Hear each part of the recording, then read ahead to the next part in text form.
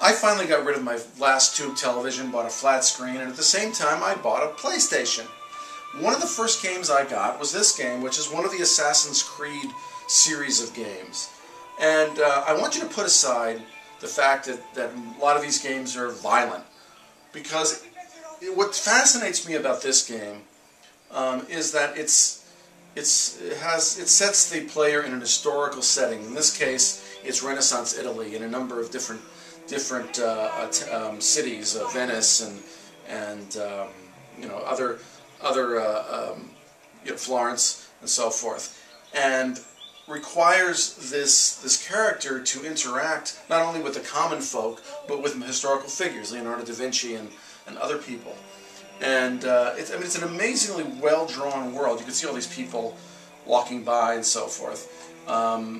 And let me bring you up to the ladder here, so you can see a little bit of the city, which is fully, accessible.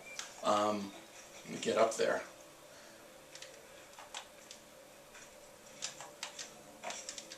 We're going to climb up to the roof, which you can do. It's very much into, you can get a sense of what this world looks like. It's just an amazingly well drawn, and all of this is accessible. Okay.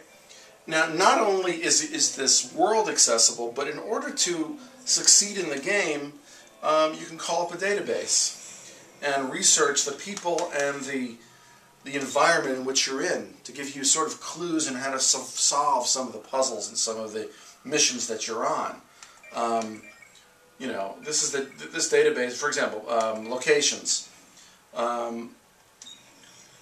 This is one of the earliest examples of Renaissance architecture in Venice. This church was built for the residents of a nearby hospice.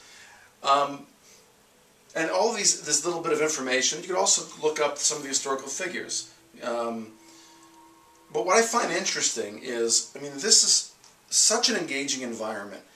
And I'm surprised that it's not being used, this sort of engine, not the violent part of it, but this sort of environment isn't used in an educational environment. Imagine taking a kid, having a kid play a game, if I can use that term, and having them survive as a runaway slave in pre-Civil War South, being a member of Julius Caesar's army. Any number of things and any number of places that you can experience in an immersive environment that they're going to remember and be engaged in. Now, I don't know a lot about the education field, especially this sort of a thing, so if it does exist, I'd like to hear about it. And if anybody knows more about it than I do, I'd love to hear about it. But it just amazes me, and I think part of it is because it's gaming and a lot of people don't take it seriously in that sort of environment. And maybe I'm wrong, correct me if I'm wrong, but it's just such a well done, and the writers created these great immersive stories.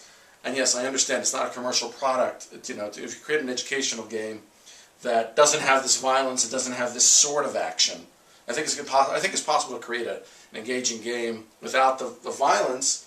But I understand the realities of it, but I think there's other ways of getting foundations and other grand sources behind this sort of a thing, because I just think it could be so incredibly effective. Anyway, this is what I've been thinking about the last couple of weeks. So that's all for today. I will talk to you later. I think I'll jump off the roof now. Goodbye! Oink. Oops. I survived. How's that? They're a little scared of me now. Hurt someone pulling stunts like that. Yeah, you could hurt somebody. See you later.